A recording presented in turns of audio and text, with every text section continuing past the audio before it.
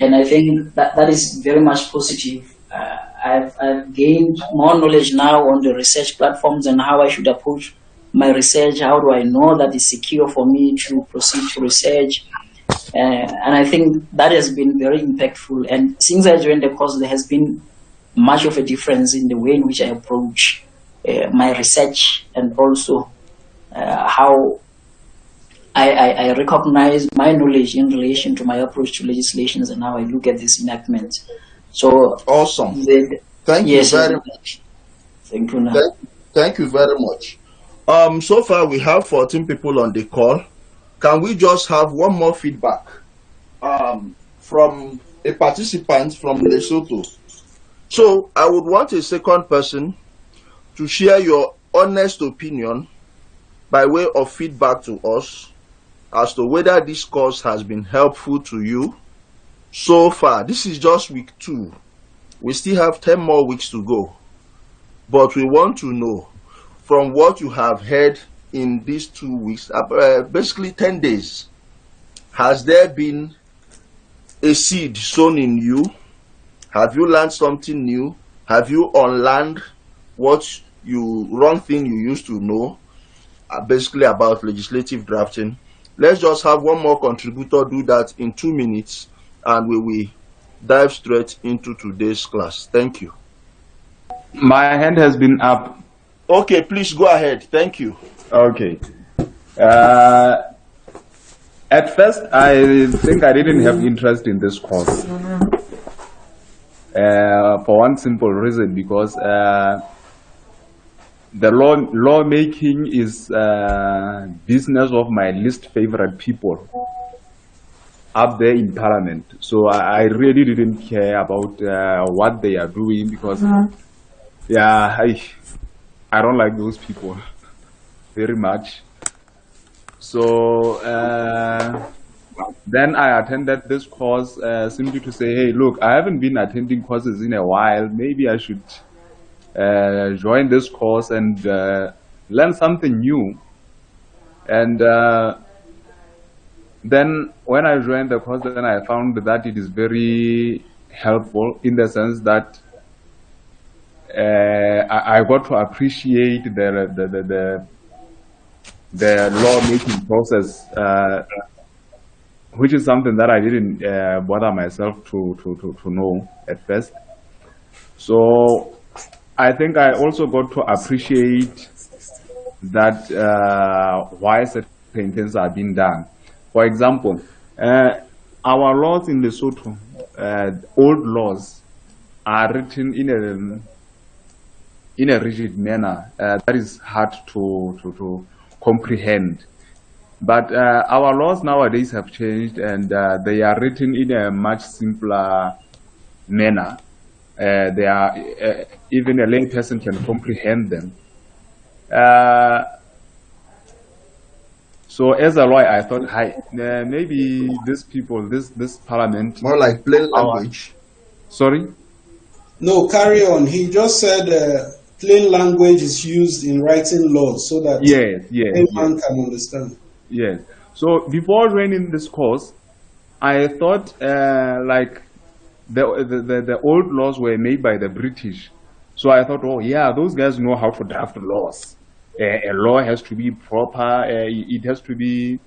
It's something that is meant for lawyers, not for lay people. But after joining this course, I realized the importance of why laws are supposed to be written in plain and simple language for a lay person to understand. So at first I thought, before I joined this course, I thought it was our parliament is weak. They draft in a weak manner. So I thought laws were supposed to be written in legalese and hard for other people to read. But now I appreciate.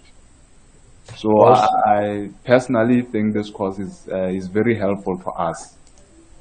Thank you. Thank you very much. Thank you very much. Honorable Kolade, good afternoon. Welcome, sir. Joyce, good afternoon. Welcome. Who else? Molupe, good afternoon. Lekaka, you are all welcome to today's class. This week, as you all know, we have been dealing with the use of ICT in research and legislative drafting and technological innovations in legislative drafting. We will continue the lecture from here, and tomorrow, as we have always announced, please endeavor to be in class tomorrow. We are going to be having a foreign guest lecturer. Okay, so tomorrow we are having two, not just one, two lecturers. One is a lawyer from Brazil. He is the head of what Brazil Parliament calls Legislative Institute of Brazil. This is the institute that supports the Parliament of Brazil. This is one of the innovations in legislative drafting. Nowadays, there are institutions that support legislature. So, because they know that the capacity of legislators needs to be supported. Because before now, now the thinking is legislators are not lawyers. They don't know anything about drafting. All they are politicians elected. So who would help them with drafting? Who would help them with research? So these institutions are springing up. In Nigeria, we have what we call the National Institute for Legislative and Democratic Studies. That's our own institution for supporting the legislators. In Uganda, Kenya, they all have their parliamentary institutions. So that is an innovation. So tomorrow you will hear from Professor Luis Fernando Machado. He is one of the staff of the Brazil Institute of Legislative, that's what they call it, Legislative Institute of Brazil. They are those that pioneered the software called Whispers. That is a software that makes life easy for everybody in the Brazil Parliament. So whenever Parliament is going on, they switch on that software.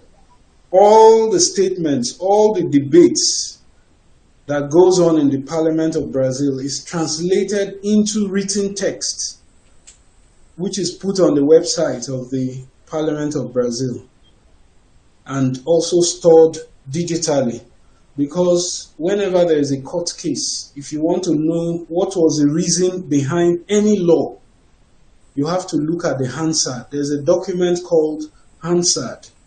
Hansard is a verbatim report. Verbatim means word for word translation of the words that were spoken by the legislators while they were in Parliament.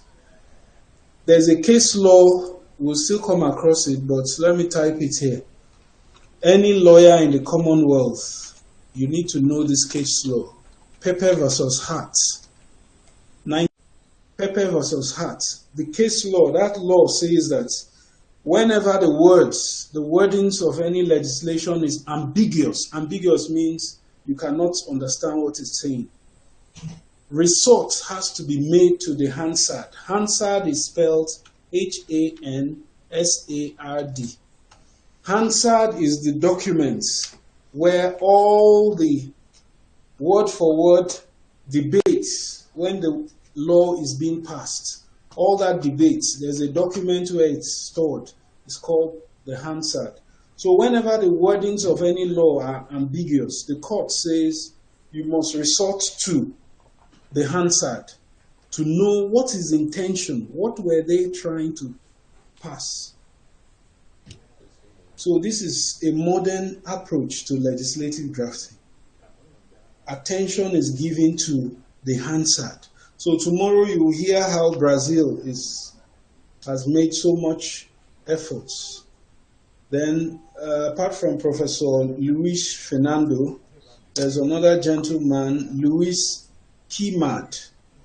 He runs an organization called Busola Tech. It's a technology company that provides all the technology support for parliaments all over the world. He's a very rich, intellectually, he's very rich. So please, tomorrow, pay attention as these two will discuss these things. So for today, we are going to discuss what are the modern innovations in legislative drafting. Now, before now, one of you were making a comment that you used to think that the characteristic of a good law is British, English language, well written in Queen's language. No, we have moved away from that. The characteristic of modern laws, a good law, is a law that is written in a language that the common man can understand. So it doesn't have to be English language. Go to the Parliament of South Africa, look at their website. Their laws, they make sure it is compulsory that their laws are drafted in the local language. The 7 languages of South Africa, I was surprised. Sesotho is one of those languages. In fact, if you go to their website, they are looking for a lawyer who is versed in Sesotho to translate the laws from English into Sesotho and post it on their website. So the modern approach in lawmaking is that laws should be drafted not only in English, but in the language of the people. In Nigeria, we have 3 official languages, Hausa, Yoruba, and Igbo. The Constitution says the laws should be debated in those 3 languages when arrangements are made. So it's not just English. You need to have translators to translate. We have managed to translate the Constitution of Nigeria into Igbo language. So this is a new approach to lawmaking, legislative drafting. In Canada, it is compulsory that laws should be written in both English and French, compulsory. In India, laws, the National Parliament of India makes laws in both English and Hindu. So very compulsory. Those are modern approaches. Before now, we used to think for a good law, it has to be in English language. No. And the lawyers who have to translate from English to Sesotho, they have to be skilled lawyers. It's not just because you went to NUL, you have an LLB. Translation of language is different because the legal concepts in English, you may not have the equivalent name in Sesotho. For example, how do you explain insurance to Sesotho, Basotho? The concept of pension, how do you explain it? There may not be a word for pension in Sesotho language. So the translator has to come up with a closer word, a word that can explain it in Sesotho language. There are certain legal concepts in English which have not had a Sesotho equivalent. For example, cyber crimes. How do you explain it in Sesotho? So you can see that there are opportunities for you as a drafter. When I attended on 18th of November, I had the privilege of attending your parliament. I saw that parliament is conducted in Sesotho language. But because I was a guest as an EU consultant, the speaker switched to English language. So ordinarily, the business of parliament is conducted in Sesotho language. But because I was there, he switched into English. And he has a good command of English. I was surprised that he was a teacher before he became Speaker of the National Assembly of Lesotho. So what that teaches you is, in this legislative drafting you're learning, if you become proficient at it, you can even be a translator of laws from English to Sesotho, which is a big task, and you are paid. In Nigeria, the translators in the ECOWAS parliament, they are paid in dollars. They are very highly paid because the translation of laws is different from translation of ordinary language. The language of the law is different. So those who translate it into the local language are well paid. So this is an area you may consider to specialize. The ability to translate laws from English to Sesotho is an area of specialization. So this is one of the modern things in legislative drafting. Another modern thing in legislative drafting, you can check the chat box. Number one, the use of financial estimates and rudimentary cost-benefit analysis. In the UK, it's called financial memorandum. From the year 1998 in the UK Parliament, whenever you bring any bill to the Parliament, if you submit a bill, you have to accompany it with a financial memorandum.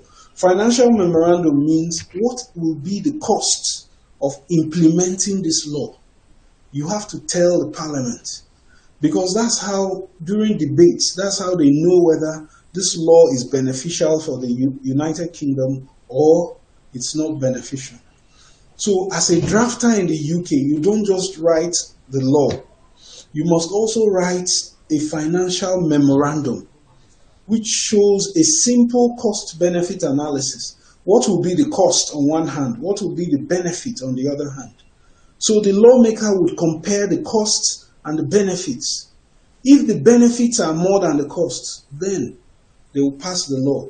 But if the costs are higher than the benefits, then they are not keen on passing such laws, because such laws will be a financial burden to the government. So as a legislative drafter, you don't have to be a chartered accountant, but just a rudimentary cost-benefit analysis. For example, 1 year, how much is the rent for this organization? How much will be the salaries? You can do an estimate. Then, on the other hand, what will be the benefit for the government? How much tax will they get? When you write that cost-benefit analysis, you attach it to your bill which you have drafted and submit to Parliament. So it has become a mandatory thing. In the UK, they started it in 1998. It's mandatory. Whenever you draft a bill, you must also draft a financial memorandum, a document that shows the costs and the benefits of any law. You submit those two documents before the Parliament, then they would make a decision whether to pass the law or not. Now, another practice which has gained popularity in modern times is what the French, is a French, because we inherited it or we copied it from the French legal system. It's called travaux préparatoires. It's a French word. It means, what is the justification for this law? In common law, we call it the explanatory memorandum. That is the part of the law that explains the justification. Why do we need this law? You have to explain the justification. So it's now a practice that whenever you draft any law, you must provide the justification, the explanation. In common law, we call it the explanatory memorandum of why this law is justified. So, explanatory memorandum, which provides justification, can run into 10,000 pages, because if the evidence requires that you provide evidence for justification, then you need to supply it. In French, it is called travaux préparatoires. It's a French word. We copied this style from the French, which means every document, every bill there should be an explanatory memorandum that provides the justification for that law.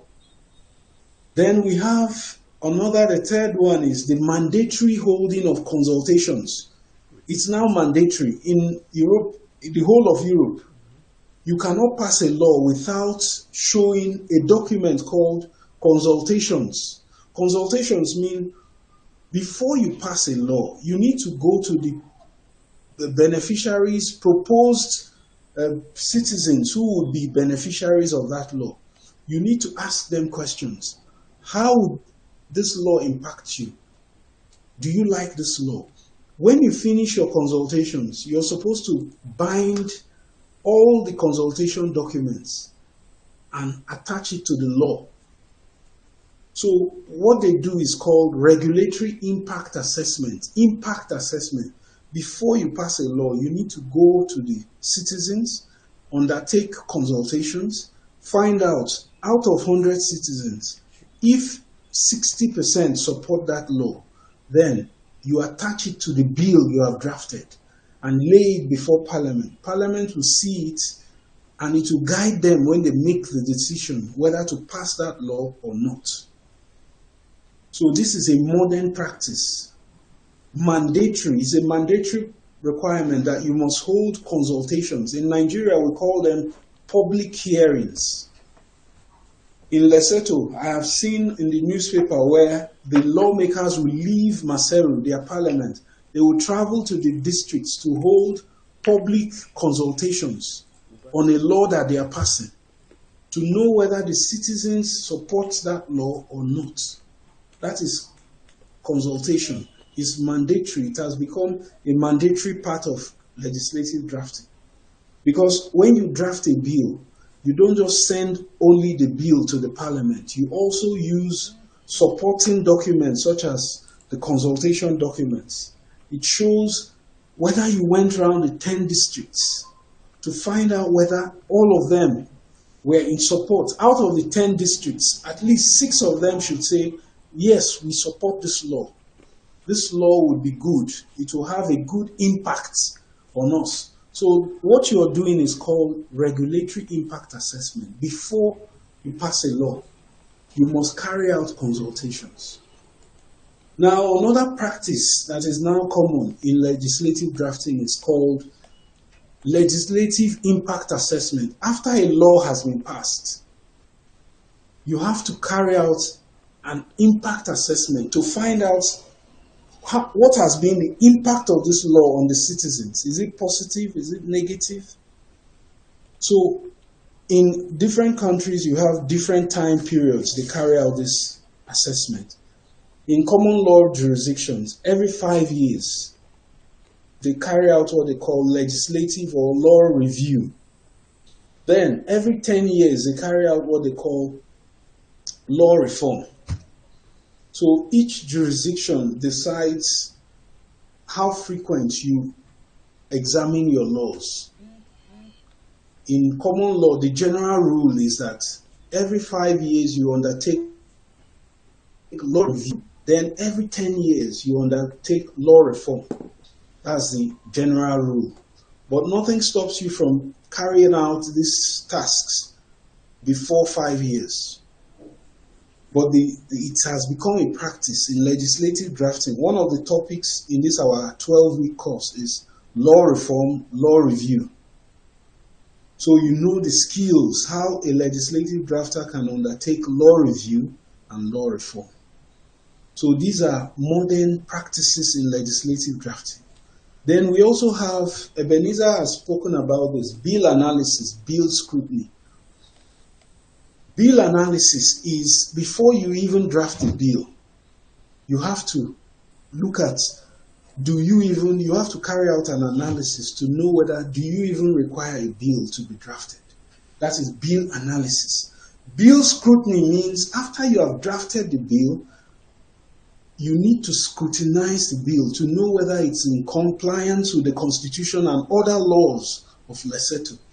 Now, the ideal is that whenever there's a bill to be drafted, this is from the UK Parliament, whenever a bill is to be drafted, there are 4 lawyers on a single bill.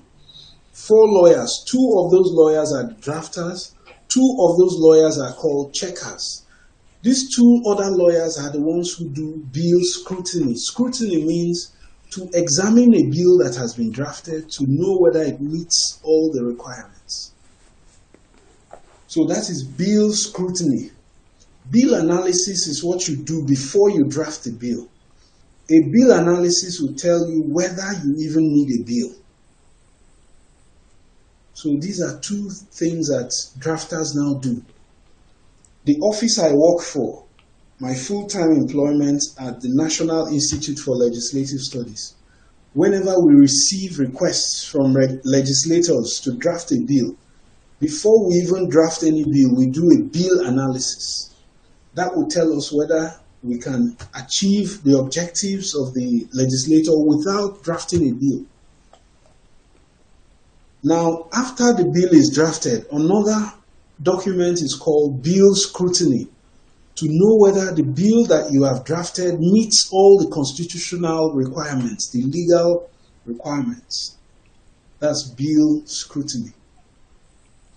So another modern day practice is called the use of legislative drafting manual. The authority in legislative drafting is called, a man, he's late now, Gareth Taunton. He's an Australian. He wrote a book, Legislative Drafting, 1996, 4th edition. In that book, he said every drafting office should have a manual. Manual means your in-house drafting style. Every drafting office should have a manual. So it has become a practice. In Nigeria, it was 2 years ago, the European Union funded us. We produced a manual, a legislative drafting manual for all the lawyers who are involved in drafting laws for the National Assembly. The reason is because we have different lawyers drafting for our National Assembly. We have private lawyers in law firms. We have government lawyers, Federal Ministry of Justice. We have government lawyers at the National Assembly. We have government lawyers in the Senate. So the problem was each of these lawyers were drafting using their own individual drafting style. So when bills come to the legislators, they have 5 different styles. It was creating confusion. So to avoid that confusion, all the lawyers who are in drafting in Nigeria came together. The European Union funded them to produce a manual, legislative drafting manual, so that there's a uniform style of legislation in Nigeria. So this is something you may consider for your country. There will be a drafting manual, which whether you're drafting for private member bills, whether you're drafting government bills, you follow the same formats. Because that's a new practice in legislative drafting. There has to be a manual which you follow. Now, also, there's a new practice in legislative drafting. Before now, you can only learn legislative drafting from if you work in the Office of Parliamentary Counsel. There was no other place you could learn legislative drafting. So once you graduate from law school, you make your decision. If you want to be a legislative drafting lawyer, you go and work at the Office of Parliamentary Counsel. End of story. However, the new thinking is, it is not only at the Office of Parliamentary Counsel that you learn legislative drafting. There are now formal courses. You can go to university in South Africa. Pretoria has a diploma in legislative drafting. In Nigeria, we have an LLM, Masters of Law in Legislative Drafting. In the United Kingdom, they have PhD in Legislative Drafting, University of London. It learned as a formal course, not just on-the-job training. Before, you have to be on the job training before you learn legislative drafting. But now, the modern approach is that you can learn legislative drafting from formal training. Now you can combine this formal training with on-the-job training to become a better legislative drafting lawyer. So these are the modern approaches to legislative drafting, which we thought we could share with you. You will not find these things in textbooks on legislative drafting. I guarantee you. The president said, let's do a training. There is an MOU, 29th of October last year, that there will be a collaboration to be doing trainings in different areas of law. So we started with this legislative drafting. Unfortunately, some people are so angry that why are we teaching legislative drafting to private lawyers, that we want them to come and take their jobs away from them. But my solution to this is, a good workman does not quarrel with his tools. If you're good in what you're doing, nobody can take your job away from you. If you're proficient as a legislative drafting lawyer, nobody can take your job. Even as I am here as a consultant in Lesotho, Every day I get calls from Nigeria. Nigeria has over 200,000 lawyers called to the bar as at last year. So there's no shortage of lawyers. We have 200,000 lawyers. But all the way from Nigeria, they keep calling me that, oh, please, we need you to help us with this or that. I tell them, sorry, I'm not in Nigeria. I have younger lawyers I've trained in legislative drafting. I send them to those people. So, but the point is, because I take pleasure in what I do, because I've become a master in legislative drafting, I don't allow anybody to take away that. Let me quickly welcome a few persons who are joining the class for the first time. Mr. Replong, welcome. Replong, welcome. I have not seen your other colleagues, Mr. Replong. Why are they not here? You are the only person I can see here. All right. Welcome back. Now, thank you, those are the innovations in legislative drafting. We have considered 8 of them. I will go over them. The call should end in 15 minutes. So the first thing we talked about is the use of local languages for legislation. It is now become a practice in the South African Parliament and other parliaments. Laws are not only written in English, laws are also written in Sesotho, which creates an opportunity for you as a legislative drafting lawyer, because if you go to the Parliament of South Africa, their website, it says, please, if you are a lawyer and you're good with Sesotho, you can translate English to Sesotho, laws in English to Sesotho. You're welcome. So that's one. Another innovation in drafting is that it is now mandatory that you don't just submit only the bills you drafted. You also need financial estimates, a document which is a financial memorandum, the costs and the benefits of any proposed law. Then there's also something called travaux preparatories, another document which is the justification for every law, explanatory memorandum, that's what we call it. If you check the laws of Lesotho, there's a part called explanatory memorandum. Even in Nigeria, we have explanatory memorandum. That is the justification for every law. Then number 3, we have the mandatory holding of consultations with citizens. Before any law is passed, it's now mandatory that you hold what we call public hearings to get feedback. And those feedback, oral or written memorandum, must be attached to the bill. So this is a modern practice in legislative drafting. Now we also have post-legislative scrutiny or legislative impact assessments. After a period when laws are passed, you need to conduct a survey to know the impact of this law. Has it been positive? Has it been negative? If positive, continue. If negative, repeal. Then we have the bill analysis report, which is before you draft any bill, you have to do an analysis to know whether, do you even need a law? Then the bill scrutiny report is a report that is written after a bill is drafted. Somebody else has to scrutinize that bill to know that that bill meets all the legal constitutional requirements. Then we also have the use of legislative drafting manuals. So this is 7 now.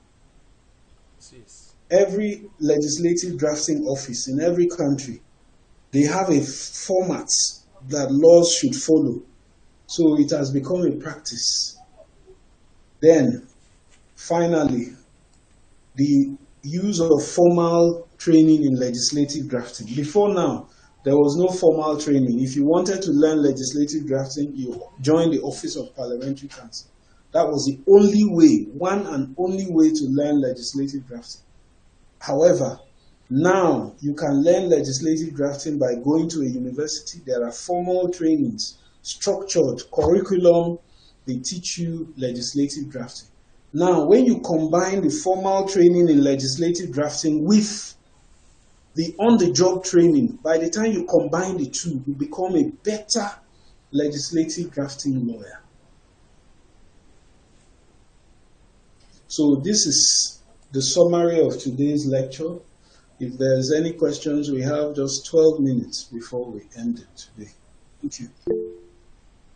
Yes, let's... Want to know, our legislations here would have what is called a statement of objectives. So I would like to know, would that be the same thing as the Travaux Preparatoires, or they are two different parts of a piece of legislation?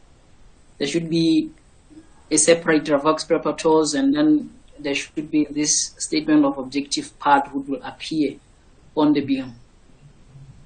Okay, so as we go along, we'll study the structure of a bill. This statement of objectives is unique. It's not unique to your jurisdiction.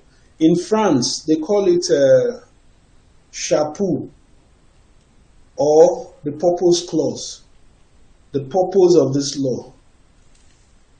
When we discuss, remind me to discuss purpose clause and what you call statement of objectives.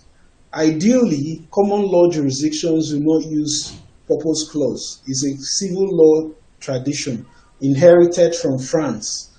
When we get to that part, I will explain the difference between common law and civil law styles of legislative drafting. So please remind me when we get to the structure of a bill, purpose clause, purpose clause. All right, any other question? Okay, Honorable Sir, you have your hand up. Kindly ask your question. Yeah, I thank you, Prof. I've listened to Prof. And I've been seeing laws, made at the level of the Parliament, which of course is at the legislative level, and I've also been seeing laws also made at executive level, perhaps at the president of the country level. Maybe it's called executive order, and I've also been seeing laws made at the judicial level. I hope Prof will find time to take us through the nitty-gritty of all this too. Yes, sir. It is content. In fact, we have executive order as a topic in our timetable towards the end. I think that should be week 12 or week 11. So we have executive order is one of the exceptions to the fact that parliamentarians make laws strictly. But we will consider executive order as a topic is contained in the timetable, sir. And judiciary too, it will be well addressed. Okay, sir. Thank you, sir. Any other question, please? Okay, Teboho, please ask your question. Yes, Ebenezer. I can see that the public hearings before a bill can be passed is mandatory. What about the post-legislative scrutiny that is done within 5 years or 10 years? Is it mandatory or is it just a good practice? Maybe some colleagues from Lesotho can also assist. We have some old laws still operational in our country. Was that post-legislative scrutiny ever conducted on those laws? Replan, mute your mic. Let us address Mr. Teboho's question. Then you will come up. Thank you. Okay. Nigeria has a law, 1979, Nigerian Law Reform Commission. It makes it mandatory. Every 5 years, laws should be reviewed. Every 10 years, laws should be reformed. The difference between review and reform is the reform ends up, you have to submit it to the parliament for approval. But the review can be done in-house by the Nigerian Law Reform Commission. So every jurisdiction, you have to look at their laws on law reform. What does it say? Is it mandatory, or they are saying it's suggestive? at the discretion of the agency. So you have to look at what the law says of every jurisdiction. In Lesotho, there's no requirement for periodic review, but 1993 Lesotho Law Reform Act was passed, establishing the Lesotho Law Reform Commission. But that law does not say every 2 years they should review the laws. But on their own, they recently published the Index of the Laws of Lesotho from 1800s to 2024. But the ideal thing is that the law should set out the period for review of laws. That's the ideal thing. But whether we follow the ideal or not is another question. Thank you, sir. Okay, so the class continues tomorrow. Be expecting an assignment between tomorrow and next tomorrow. That is our weekly practice, so that you can have opportunity to practice what you have been taught within the week on every topic. So, in the absence of any other question, we bring today's